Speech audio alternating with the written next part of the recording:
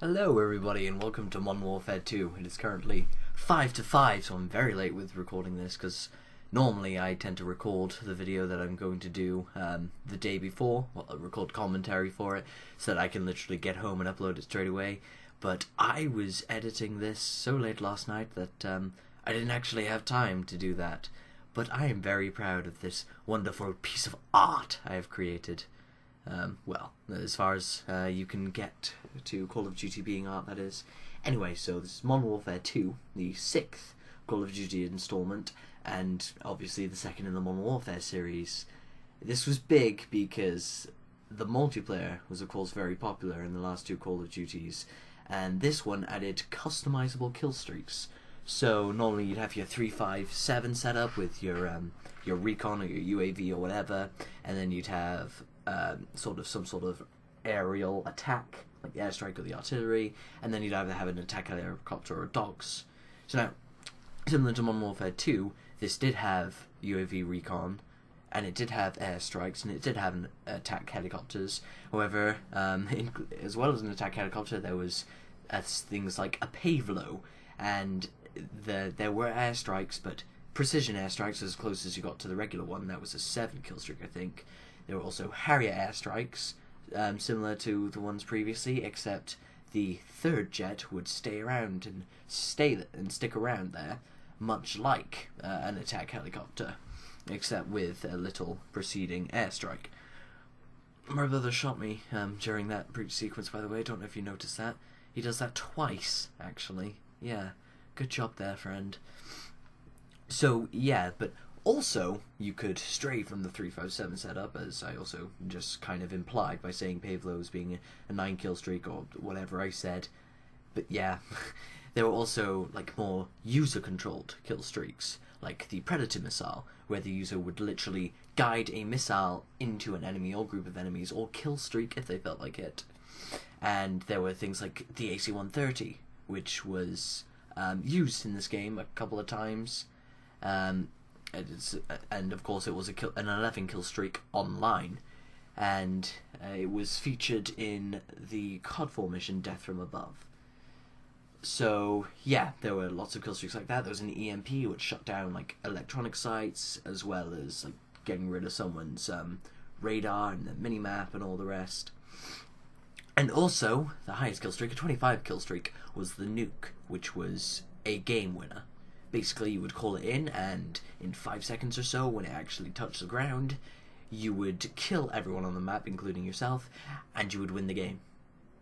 So it meant that people playing a domination, an objective game mode, of course, where you score points by capturing certain points on the map, A, B, and C, it means that you could win that not at all based on how well you protected a flag or whatever, but simply by staying alive long enough to get 25 kills.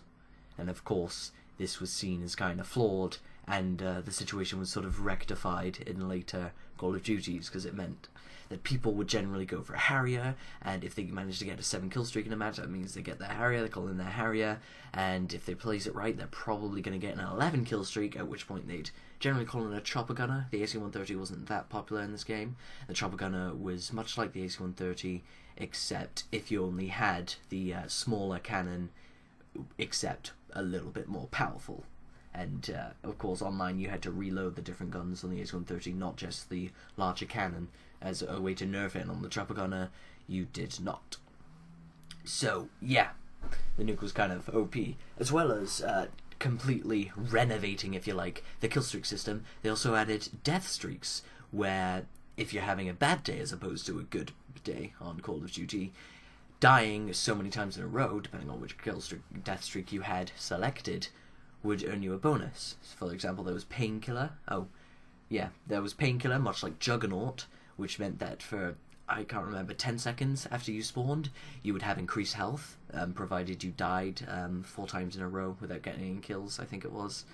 There was Martyrdom, which got taken out as a perk for being too overpowered, which was added as a 5 death streak. So if you died 5 times without getting any kills, and you had Martyrdom active on the class, you would start dropping grenades after death.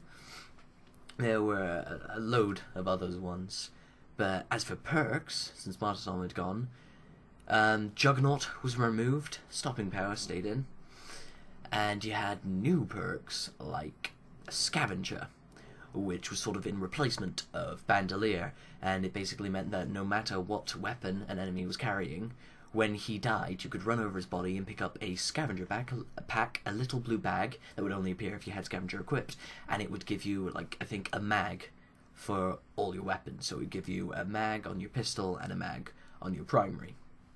So yeah, quite useful. There were a few others, like ones that made you invisible to kill streaks, which made it easier to shoot them down, of course, and a few others. Also, to do with perks, they added a pro perk system, where if you completed challenges associated with perks, so like for Scavenger, you'd have to pick up X amount of Scavenger packs, you would earn the pro version of the perk, which gave you an additional bonus. For example, Scavenger, while you pick up ammo, earning the pro version would allow you to, in addition to picking up ammo, start with more ammo, exactly like Bandolier. So, yeah. And that happened with a lot of things. For example, Sitrep, which was your bomb squad, or I can't remember what it was called in COD 4, which allowed you to see enemy equipment. The pro version of that would also make enemy footsteps louder, to make them more noticeable. Oh yeah, also, attachments were very new. So, Bling was one of the perks I forgot to mention, which I've said before, I think, in my first video, actually, that it allowed you to have 2 attachments, something entirely not possible in the multiplayer of the 2 previous Call of Duties. Or that were big. I guess in all 5 of the previous Call of Duties, it simply wasn't possible. But there were many new attachments, so in addition to a red dot sight, which you normally had, there was a holographic sight, which obscured a little bit more of your view, but also zoomed in a bit more. The ACOG sight, as well, was changed a bit from simply being an up arrow to being more of a crosshair. So, in the center of the cross would be where you shot. There was also the introduction of something called the heartbeat sensor, which would act as a radar and would pick up any enemies that didn't have, I think, Ninja, the perk Ninja activated.